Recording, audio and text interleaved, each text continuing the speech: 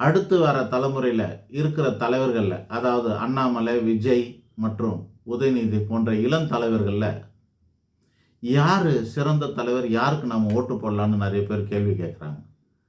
அவங்களுக்கான பதில் என்னென்னா, பெற்றோர்களே தங்கள் பிள்ளைகளின் முதல் ரோல் மாடல் என்பதை நினைவில் கொள்ளுங்கள். பெற்றவங்களாம் ஞாபகம் வச்சுங்க, நீங்கள் தான் ஃபஸ்ட்டு ரோல் மாடல். உங்களை வச்சு தான் உங்கள் பிள்ளைங்க வளரப்போகுதுங்க. உங்கள் பிள்ளைகளை இதுவரை நீங்கள் எப்படி வழிகாட்டியுள்ளீர்கள்? உண்மையை சொல்லுங்கள். உங்கள் குடும்ப வாரிசுகள் எதிர்காலத்தில் இந்த 3 பேரில் இதில் யார் மாதிரி இருக்கணும்னு நீங்கள் ஆசைப்படுறீங்க? உதயநிதி மாதிரி இருக்கணுமா, விஜய் மாதிரி இருக்கணுமா, அல்லது அண்ணாமலை மாதிரி வாழணுமா அப்படிங்கிறத நீங்கள் முடிவு பண்ணுங்கள். உங்கள் பதிலும் தற்போது உங்களோட செயலும் ஒன்றாக இருக்குமே ஆனால், முதல்ல ஒன்றா இருக்குதான்னு உங்களோட மனசாட்சியை தொட்டு பாருங்கள். நீங்கள் அண்ணாமலை மாதிரி வாழணும் அப்படின்னு உங்கள் பிள்ளைக்கு ஆசைப்படலாம், ஆனால் நீங்கள் விஜய்க்கு ஓட்டு போட்டிருக்கலாம்.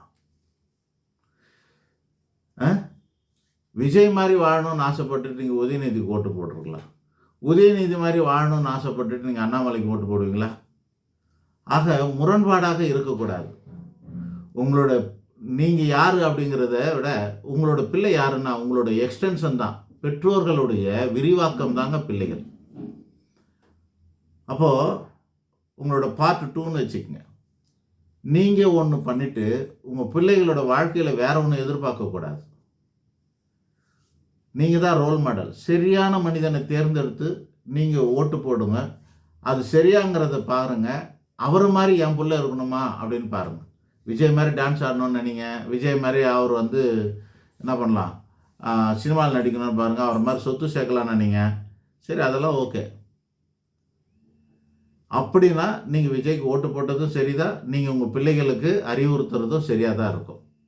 இல்லை அண்ணாமலை மாதிரி ஒரு அறிவாளியாக நான் படிக்க வைக்க போகிறேன், அண்ணாமலை மாதிரி அவர் ஐஏஎஸ் ஐபிஎஸ் ஆகணும் அப்படின்னு நீங்கள் ஆசைப்பட்டுட்டு விஜய்க்கு ஓட்டு போட்டிங்கன்னா உங்களுடைய நடவடிக்கையும் உங்களுடைய உங்கள் பிள்ளைகளுடைய கனவுகளும் முரண்பாடாக இருக்குதுன்னு அர்த்தம்.